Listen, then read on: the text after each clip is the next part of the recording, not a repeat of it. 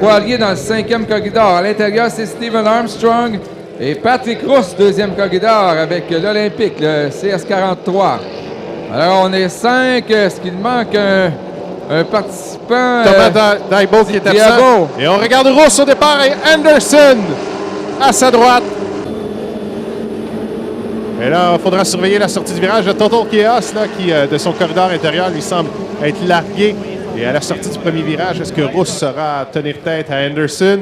Il semble que non. Anderson, on le voit là, vraiment une vitesse fulgurante. Et c'est lui qui est meneur devant Rousse. En troisième, on a une belle bagarre là. En fait, c'est pour la 4e position entre Bobby King et Armstrong qui amorce une remontée. Celui qui valse le plus, là, c'est Patrick Rousse dans l'Olympique. Il faudra faire attention. Et excellente course pour Rousse, là, qui est deuxième derrière Ken Anderson. Mais on voit à l'extérieur Marco Poirier. Marco Poirier. Tout le monde est bon. Aucune pénalité au départ. Et on voit une poussée d'accélération de Poirier qui est à la chasse à Anderson. Et belle performance également de Bobby King qui tient tête à Steve Armstrong. Là, une belle performance du Catalyst, le S242. Alors, grosse déception pour Steven Armstrong. Bon dernier. Et pour lui, ça ne va pas bien ce week-end. Il n'a pas connu une bonne saison non plus. On sait que l'an passé, il croyait avoir été couronné champion, mais on avait vu en fin de saison qu'il avait un moteur qui n'était pas légal. Donc, depuis ce temps, ça va moins bien pour Steven Armstrong.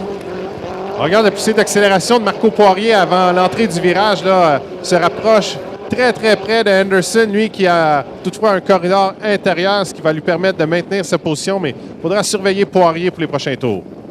Et Poirier doit avoir un supporter dans les puits là, ou peut-être sur son bateau. En l'occurrence, Mathieu Lemelin, qui vous souhaite que Anderson ne gagne pas cette course s'il veut conserver de meilleures chances de championnat, alors que le vent s'élève en ce moment.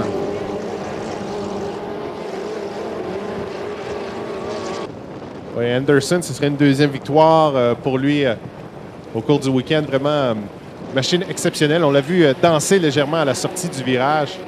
Tu mentionnais les vents qui sont élevés. On devra surveiller à l'entrée du virage 2. Alors, les ailerons sûrement en position plus abaissée, là, avec un vent qui vient de s'élever. Et Poirier est quand même près de Anderson. C'est pas fini cette course. Oh, attention, Patrick Rousse, lui, est vraiment sur la fine ligne là, qui se soulève un peu dangereusement.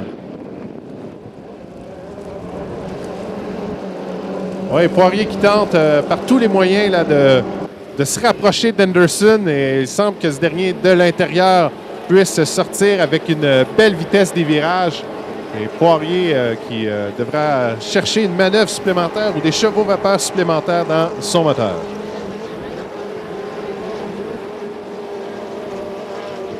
Alors, l'écart quand même important entre Anderson et Poirier. Ce sera difficile là, pour lui.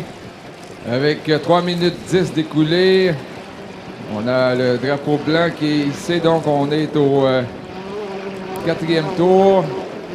Je crois que cette épreuve sera un peu plus lente que les précédentes. Mais Poirier, quand même, à l'approche du virage, là, s'approche de Kent Anderson. Ouais, lui, continuellement, là, le virage numéro 2, là où ça devrait être un peu plus rough, là, s'approche continuellement. Mais Anderson est magistral dans ses sorties de virage. Et ça lui permet de garder la tête. Et avec un seul tour à faire, il a une priorité d'environ 3 secondes sur Poirier. Et Rousse, lui, on l'a largué en 3e position devant Bobby King et Total Chaos, Steve Armstrong. Une épreuve très difficile pour lui. Alors, ce n'est pas pour rien là, qu'il est en tête. Kent Anderson, très régulier, très constant. Peu d'abandon et peu d'erreurs qu'il commet. Et on voit peut-être le futur champion là, de cette classe cette année qui est devant Marco Poirier. Ce sera difficile là, si Kent Anderson l'emporte. Ça va être un peu plus difficile pour Mathieu Lemelin d'aspirer au championnat.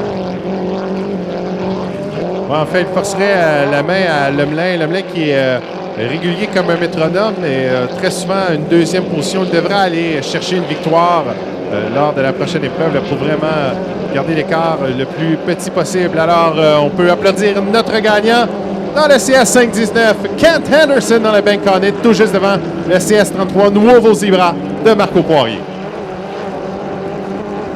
Troisième position, c'est Patrick Rousse dans l'Olympique, le CS 43, devant le Catalyst S242 de Bobby King. Bon week-end pour Patrick Rousse dans l'Olympique, qui fait bien, lui, à sa première saison. Oui, belle progression de la part de Patrick Rousse. On sait qu'il avait commencé sous restriction au début de saison, étant recrue. Et le CS 43 là, qui se comporte assez bien. On sait que c'est une embarcation de conception bergère.